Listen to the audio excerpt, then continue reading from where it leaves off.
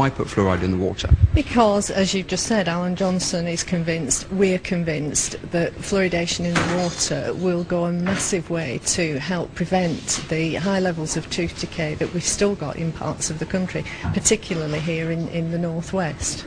Dr. Michael Fleming is a Durham dentist. He thinks we're getting far too much fluoride. Fluoride in the water is essentially a drug. It's an uncontrolled use of a drug. Dr. Fleming is on an FDA dental advisory committee, but he says these are his opinions. The primary benefit of fluoride is topically used as a topical addition and not internally. So it might be okay to use it in your toothpaste, topically on your teeth, but not to ingest it. Absolutely. We have been fluoridating our water in Tennessee for more than 50 years, but never before has there been more talk that fluoridating our water might be a bad idea and a health risk. Tonight, Dennis Ferrier has the latest developments on a story that impacts all of us. Joey Hensley is a respected physician. He's also a Tennessee state lawmaker. He is now combining those two professions to make a very strong point. We've been doing it 50 years.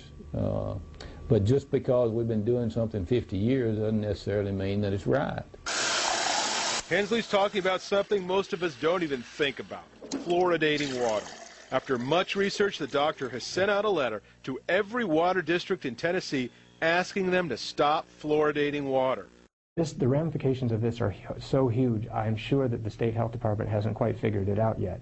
Because, once the door cracks, and it is now for what it does to teeth, the next group, one of the next groups that's going to start raising their hands and saying, what about us, is people who are on dialysis and people who have borderline kidney damage and impairment.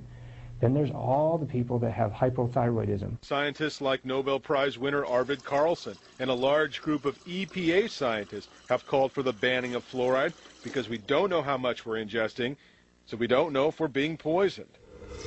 There are so many potential legal things about to happen that as a taxpayer, I think it would be really, really smart for the water districts and the Metro Nashville. Look, just if people want fluoride, let them use fluoridated toothpaste and spit it out, but don't go poisoning everyone. Don't continue this after everyone knows all this information now just because it's not convenient. Dr. Hensley has already had one response. Spring City in Ray County is going to stop fluoridating its water. And it is that simple. I mean, there's no law. It's all voluntary, Dan, so anyone can turn on the fluoride or turn it off. Dennis, let's make sure we're clear on this. Fluoride, it is in tea, it's in coffee, it's in water, it's in bread, it's in toothpaste, but it's actually a poison, right? It sure is, and here's the quickest evidence. Go to your bathroom and pick up your toothpaste, and you'll see a warning that if a child swallows more than a pea-sized amount of toothpaste, call poison control. Wow. Dennis Ferrier.